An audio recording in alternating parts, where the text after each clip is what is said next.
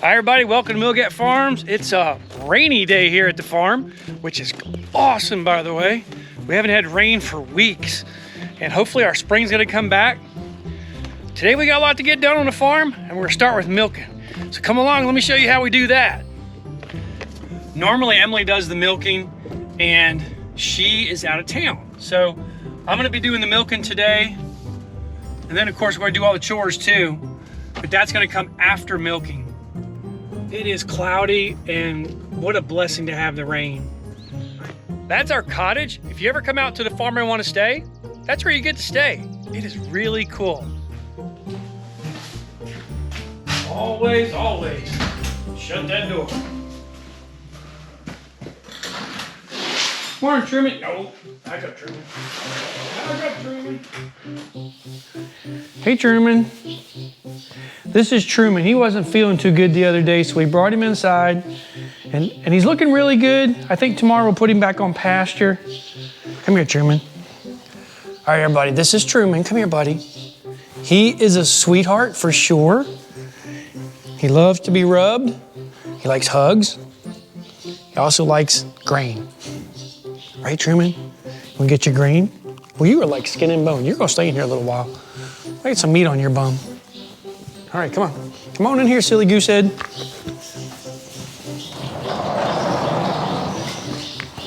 Wow. Oh, sorry, Truman. All right, let's get you some, no, back up. Truman will get a little food while I'm milking, and that'll keep him in there so he doesn't get out. He's not terribly hard to get back in, but if that's just one less thing I have to do, then that's just one less thing I have to do, right? So when we milk, we have to go get Butterfly. When she comes in, she's gonna want some grain. That's what this is for. And that's a sweet feed dairy mix. So Butterfly knows the routine pretty much. Sometimes she's kind of testy, especially when she's in heat. Let's get some more of this dairy feed. I always give her some at the end too.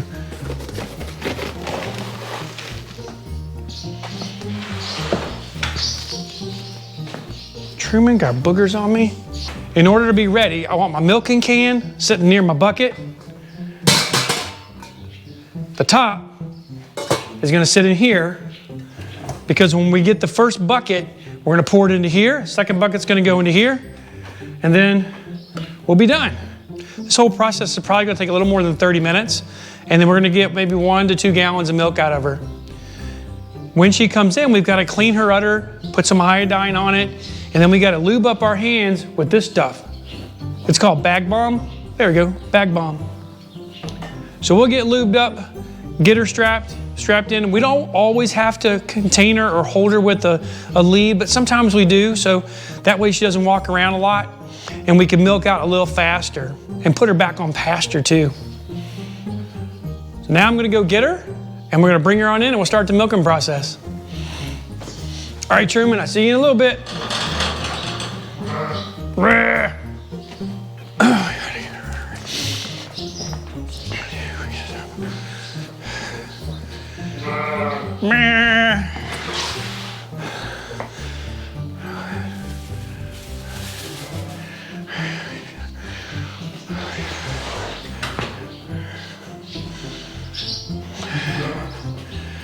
All right, guys, so one of the things we do when we get her in here, we get her sort of in position.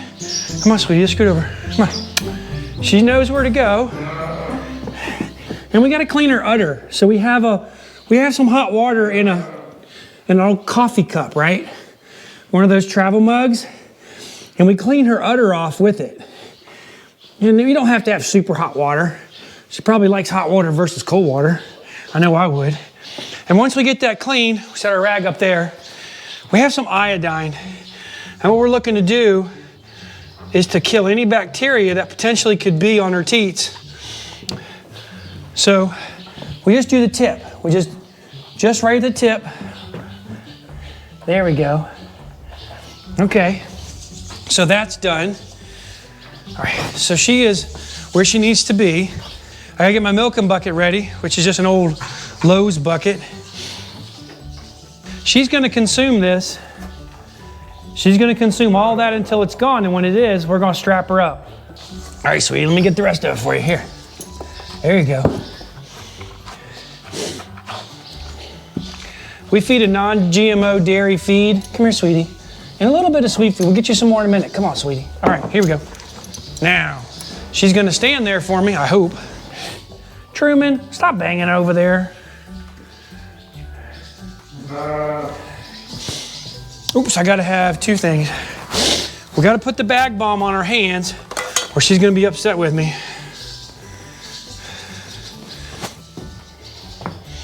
All right, guys. Scoot over. Hey, baby, move your leg. Move your leg. Come on. Move. You know, that's not it. There we go. Okay, that's a good position right there. If I were doing the other side, I'd want the other leg back, but in this case, we're good. So we got some bag balm right here. Put a little bag balm on her teats.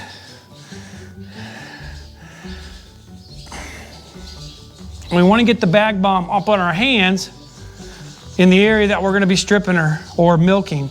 We kind of call it stripping because, well, I don't know why we call it stripping, but that's what we call it. Why? All right, so before we take any milk and put it into our tub, we got to squirt out the excess that is in her teat. If we don't do that, we potentially could introduce bacteria to our milk. Better let some of that down. All right, she didn't want, there we go.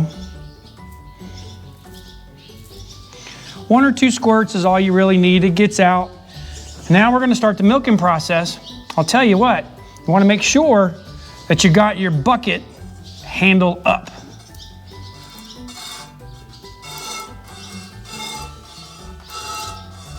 If that bucket handle is not up when she goes to move, you're gonna have a problem. Now, I forgot to turn my hat around. I turn my hat around because I like to get my head up in here, right there in her, right near her stomach, or her belly rather. I don't know if that's her stomach. She got a bunch of them.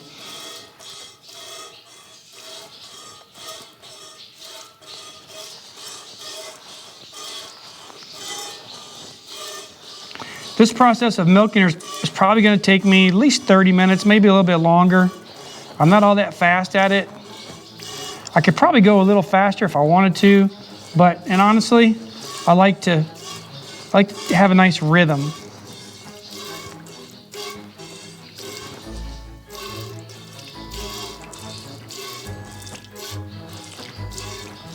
A lot of you guys are probably thinking, that's a ton of work for milk. And you're right. I do enjoy milk, I'll tell you that. Milk is my favorite go-to drink. Instead of having a beer or a mixed drink or a glass of wine after work or at night, I like to have a big tall glass of milk. Especially when it's really cool or cold. I love it, I love it, love it. With our milk, we're able to create or make butter and lots of different kinds of cheeses. Now, Emily does all of this, I don't do this. I pretty much am the one who consumes it.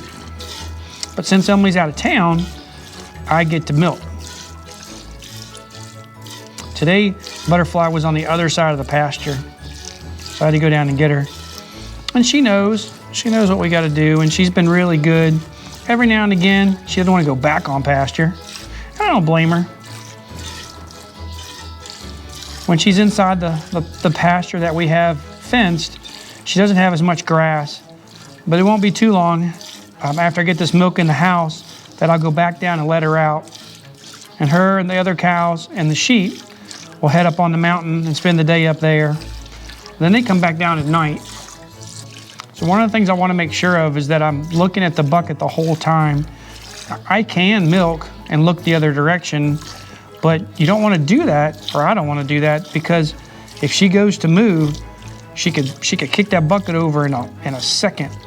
And I want to make sure that I've got her, or I can grab that bucket before she kicks it. And that's part of the reason I'll put my head right where I am right now. A lot of times I'll just rest my head on her, and I can feel her getting ready to move. And when I do, my right hand will sort of block the leg, not that I can block it, and my left hand's gonna grab that bucket and move it pretty quick. When I milk, I like to do opposing quarters, sort of at an X pattern. For me, I think that it's easier for me to get my hands in there than if I do one side and then the other side. I've got a little more space between the teats, and I can pull without bumping fingers or spilling milk. And nobody wants to cry over spilled milk, do they?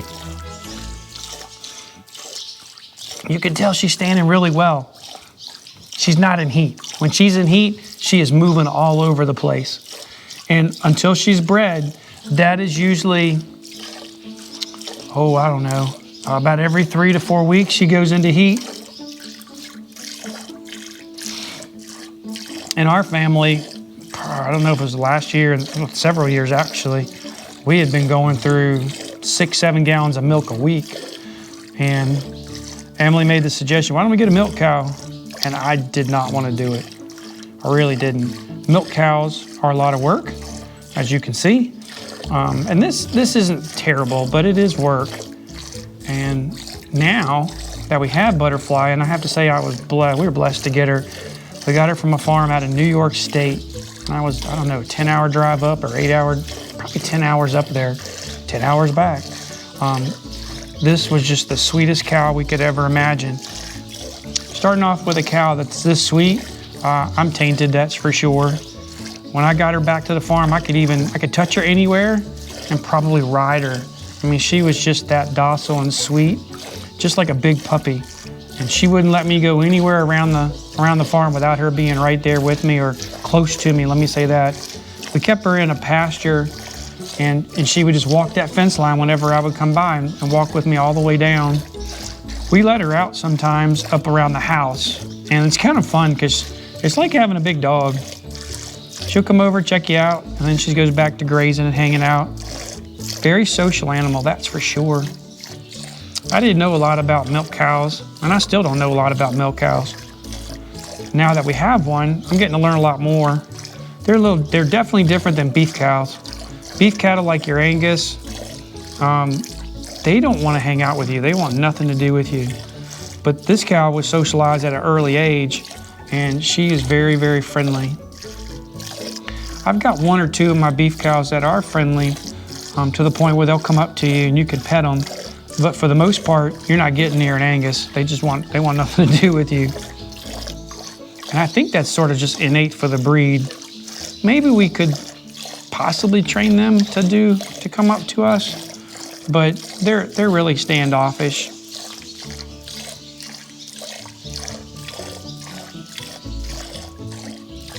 These 2 quarters should give us about a gallon, maybe 3/4 of a gallon before they run out. And it's important to milk her all the way out too. If you don't milk her out, then that will slow your production down a little bit. Have you guys ever tried raw milk? I have to tell you, my experience was interesting. We got her, she gave birth, and we started calf sharing with Biscuit, her baby. And every morning we get a couple gallons, or maybe a gallon, gallon and a half. And then Biscuit would get the rest for the day, then we get the next morning's milk. Well, I drink about a gallon a day, right? And a gallon a day of raw milk, that'll tear your stomach up. It took me about a month to adjust to it.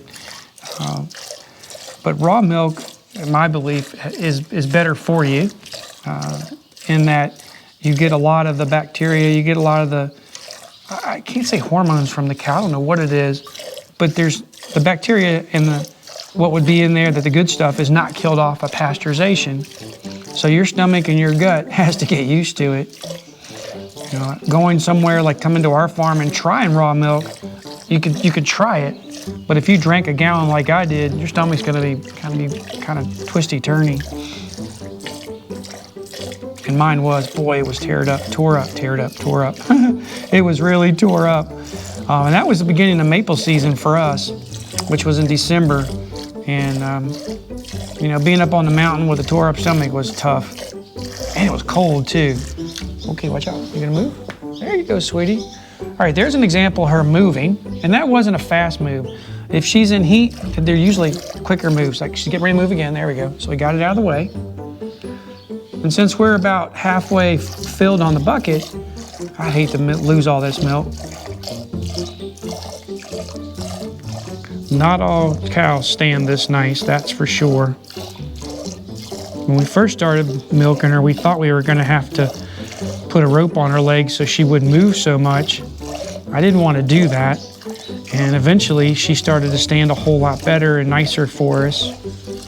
Even though you could touch her everywhere, you know, she wasn't used to it. And now after milking for more than, I think 7-8 months, she's now used to it and it makes sense for her. And so since we're not calf sharing with Biscuit anymore, Butterfly will get full.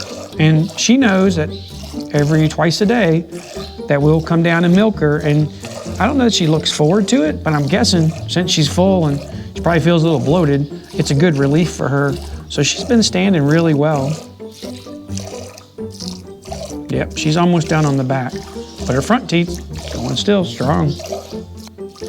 Okay, the back is almost done, but the front still got some in it, so let's see what we can do. They don't always end at the same time, I'll say that. You'll be pulling on one and it's over, and then the other one still got a little bit in, so there's always gonna be one that just has a little more milk in it than the others.